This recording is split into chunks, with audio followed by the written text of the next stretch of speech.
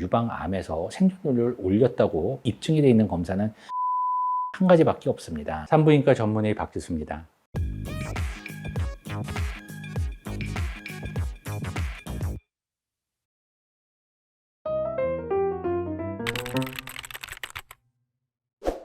암이 발생이 되는 그 후발 연령이 50대에서 60대 사이로 알려져 있고요.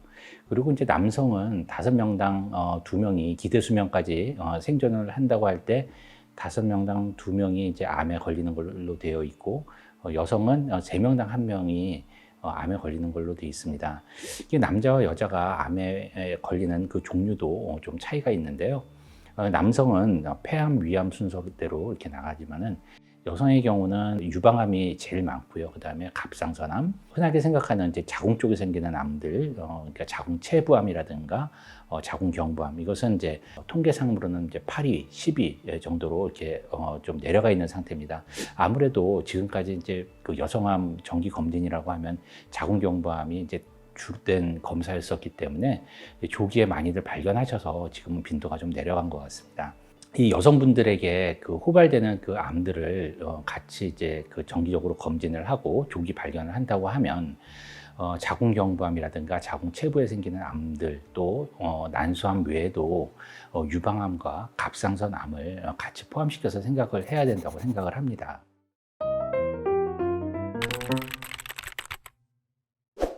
보통 이제 자궁경부암 검사라고 하면 흔하게 이제 이루어지는 것이 자궁경부 세포진 검사인데요. 브러쉬로 자궁경부 있는 데를 이제 스왑을 해서 거기에서 혹시 나쁜 세포가 나오는 게 있는지 현미경을 통해서 관찰을 하는 검사가 되고요. 그 세포진 검사 하나만 가지고서 자궁경부암을 발견을 하는 비율이 그렇게 많이 높지가 않기 때문에 정확도를 좀 올려주기 위해서 아세트산을 자궁경부에다 도포를 해서 색깔이 변하는 것을 보고 세포 변형의 유무를 예측을 하는 확대 촬영술 검사를 같이 시행을 하게 됩니다. 방법도 굉장히 간편하고요. 그래서 보통 산부인과에서는 그 검사들이 같이 많이 이루어지고 있습니다. 그 외에는 또 요새 자궁경부암 발생 원인의 한 70% 정도까지 차지를 한다고 알려져 있는 유두종 바이러스, 그 바이러스에 대한 검사도 같이 진행을 하고 있습니다. 이 난소암 검사라고 하면 주로 초음파 검사를 통해서 종괴가 있는지 없는지를 확인을 하게 되고요. 만약에 난소에 종괴가 관찰이 되면 그때는 혈액 검사를 같이 하게 됩니다. 보통 이제 환자분들이 오셔서 난소암 검사, 피 검사는 안 하나요? 이렇게 물어보시는 분들이 많이 계신데, 초음파 검사에서 종괴가 관찰되지 않는 상태에서 피 검사를 같이 하지는 않습니다. 혹이 관찰이 됐을 때 악성에 대한 위험도가 어느 정도 되는지 알아보기 위해서 하는 검사를 하는 것이고요. 지금은 CA125에다가 HE4라고 하는 물질을 같이 결합을 해서 이제 로마 검사라고 알려져 있는 검사를 같이 하게 됩니다. 이것이 민감도와 특이도가 높아서 난소에 종괴가 있을 경우 이것이 악성이냐 또 양성인자를 구분하는데 굉장히 유용한 검사로 사용이 되어지고 있습니다.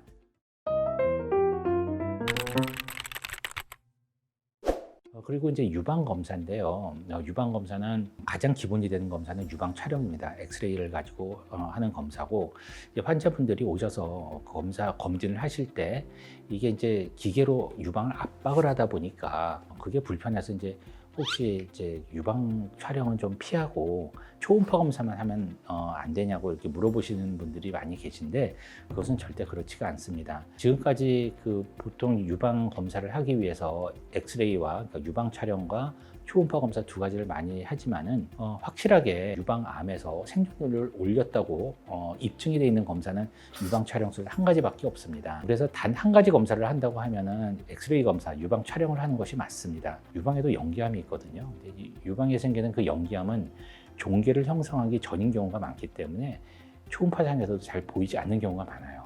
유방 초음파가 분명히 유용한 검사인 것은 맞지만은 그 혹의 크기라든가 또 모양이라든가 이런 것을 볼 때는 엑스레이를 찍었을 때 혹시 그런 영기암 아니면 어떤 진짜 악성 종괴가 있지 않은지 조직 검사를 통해서 반드시 확인을 해야 됩니다. 설사 그것이 초음파상에서 혹으로 발견되지 않는다 하더라도 엑스레이를 다른 각도에서 잡아서 그 부분만 타겟팅해서 하는 또 조직 검사가 있습니다. 그래서 그 조직 검사를 해서라도 그 부분이 괜찮은지를 반드시 확인을 해줘야 되는 것입니다.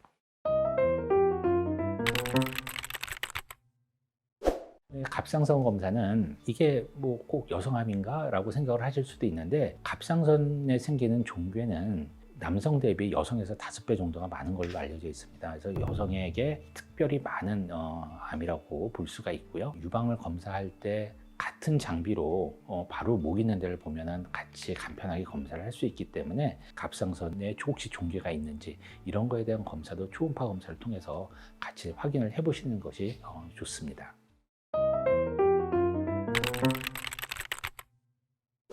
이 갑상선이라는 것이 이제 목에 갑상연골 바로 아래에 있는 나비 모양으로 생긴 호르몬 분비 기관입니다. 그래서 갑상선 호르몬이라는 것이 몸의 신진대사를 조절을 해주는 것이고요.